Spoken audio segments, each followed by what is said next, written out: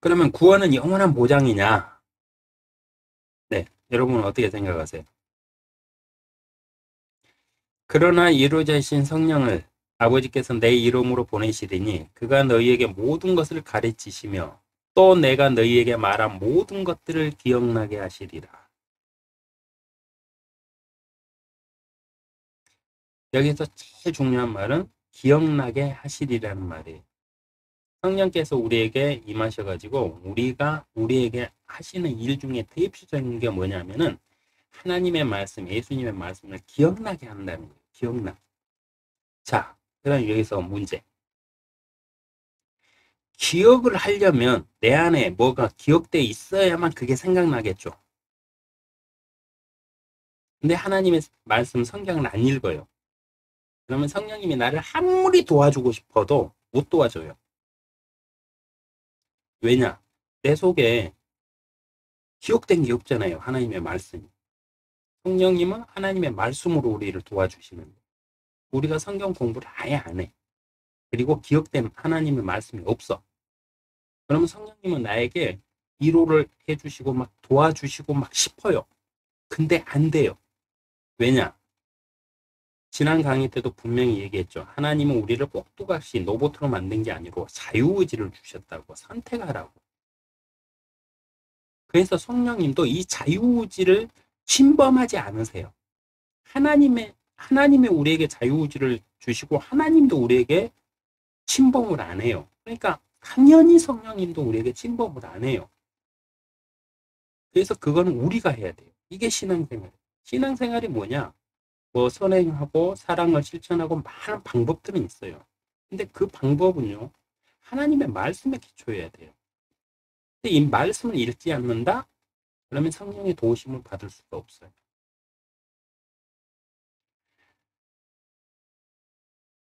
그래서 성경에는 성령을 소멸하지 말라고 경고하고 있습니다.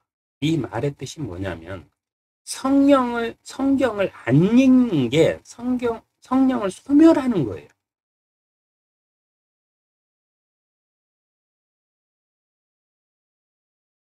성령님은요, 우리의 자유의지를 꺾지 않으십니다. 절대. 우리가 스스로 말씀을 읽으면서 기도하고 하나님 이게 맞습니까? 하나님 이 말을 저에게 어떻게 적용을 해야 됩니까? 하고 물어볼 때만 성령님이 내 안에서 답을 해주세요.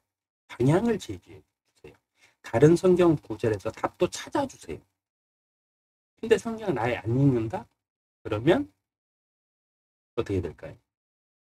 그래서 성령을 소멸하지 말라는 정확한 뜻은 하나님의 말씀을 읽으라는 뜻입니다. 거꾸로. 하나님의 말씀을 읽어야만 성령을 도우심을 받을 수 있어요. 근데 하나님의 말씀을 멀리하고 안 읽는다? 그러면 성령을 소멸하는 게 돼요. 네, 이 뜻입니다. 또 하나, 성경을 우리가 계속 읽으면서 성령님께 도우심을 받아야만 되는 이유가 또 이거예요. 그러자 그 용이 여인에게 분노하여 여인의 씨 가운데 남은 자, 즉 하나님의 계명들을 지키며 예수 그리스도의 증거를 가진 자들과 싸우려고 나가더라. 여기에 보면 딱 하나 있죠. 사탄과 그 세력들이 싸워야 될 상대가 딱 나와 있죠. 그거는 뭐냐면 예수 그리스도의 증거를 가진 사람이라고 했어요. 교회 다니는 사람 아니고. 기독교 많아요. 제가 교회라고 표현할 때 우리 뭐 장로교, 뭐 개신교 이런 것만 교회라고 표현하는 거 아닙니다. 하나님의 이름을 부르는 모든 종교를 갖다 저는 교회라고 표현하고 있어요. 오해하지 마시고요. 네. 성령이 있는 사람들과 싸우러 갑니다. 사탄은. 왜일까요? 네, 답은 뻔하죠. 성령이 있는 사람만 하나님의 사람이거든요. 그러니까 그들하고 싸우지 성령이 없는 사람은 자신의 세력이잖아요. 근데 자기들끼리 내분 이렇게 더 싸울 일이 전혀 없잖아요. 서로 도와가면서 살아야죠. 네. 그래서 사단도요. 성령이 있는 사람과만 싸우고. 좀 무서운가요? 아니요. 염려하지 마세요. 성령이 있는 사람은 사단이 아예 접근도 못해요. 제가 앞서도 얘기했죠. 그렇게 성령님은 우리에게 편하게 도우심을 주세요. 저도 옛날 어린 시절에 귀신 들린 사람들 때문에 굉장히 피해를 받고 우리 집안이 깨졌어요. 그 환경에서 살았습니다. 그리고 평생을 두려움 속에 살았어요. 그래서 성경 볼 때요. 귀신 나오는 구절, 마귀 나오는 구절은 그냥 막 넘겨버렸어요. 안 읽으려고. 두려우니까. 근데 지금요. 이제 신경도 안 씁니다. 왜? 내 안에 성령님이 계시거든. 내 안에 하나님의 힘이 있는데 내가 무엇을 두려워? 오직 성경 말씀만이 답입니다. 이 사실 반드시 기억해 주세요. 성령을 소멸하지 말라. 네. 구원을 잃어버릴 수 있느냐? 아니요. 당신이 확실히 성령을 받았다면 당신은 어떤 삶을 살더라도 성령을 받고 나서 뭐 살인자가 되든 도둑질을 하든 간음죄를 범하든 뭐 우상 숭배를 하든 상관없습니다. 성령을 받았다면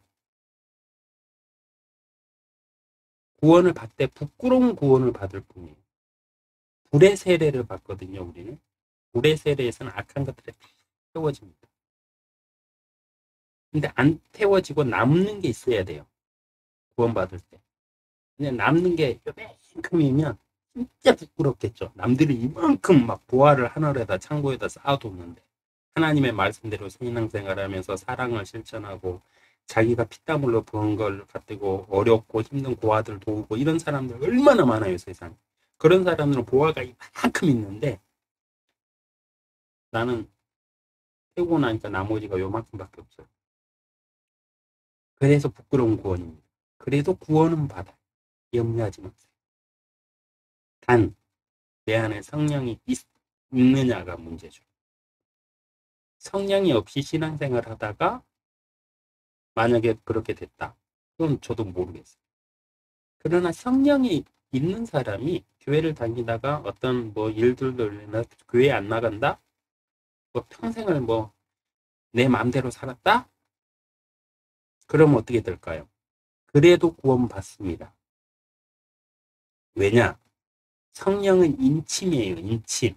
아예 사람 살에 그냥 갖다가 그냥 낙인처럼 노예에게 낙인을 찍는 것처럼 우리 혼에 영에 인을 쳐버렸어요. 그렇기 때문에 우리에게 평생 갑니다. 영원할 거라고 그랬거든요. 영원히 함께 거하리라고 했어요. 그러니까 내가 교회를 다니다 죄를 짓다 안 짓든 내 안에 성령이 있다. 그러면은 구원받아요. 성령이 있는 사람은요. 나쁜 짓 하죠. 엄청 힘들어요. 다른 사람, 없는 사람보다 수십 배 힘들어요. 양심에서 성령님이 계속 야, 그건 죄야. 너 하나님한테 안 돌아갈래? 회개하지 않을래? 그러고 계속 울림을 주시거든요. 그 울림에서 그걸 갖다가 견디면서 하나님께 기도 안 하고 산다? 그 사람 진짜 대단한 사람이에요. 네. 성령을 소멸하지 마세요. 성령을 소멸하는 것은 말씀드렸죠. 성경을 안 읽는 게 성령을 소멸하는 것입니다. 오늘은 여러분의 신앙의 생명과도 같기 때문에 길게 오늘은 거의 1시간을 채웠네요. 네. 근데 지루하다 생각하지 마시고 2번, 3번 다시 반복적으로 영상 보시면서 나를 한번 점검해 보세요. 그리고 제가 영상에서 여러분에게 성경 구절을 계속 드렸죠. 그 성경 구절 앞뒤로 살펴보면서 왜 이 말씀을 하셨는지도 한번 잘 살펴보세요. 그러면 신앙의 기초가 생기고 뿌리가 생기고 신앙이 아주 튼튼한 철학과 같이 굳어지게 됩니다. 내 안에서.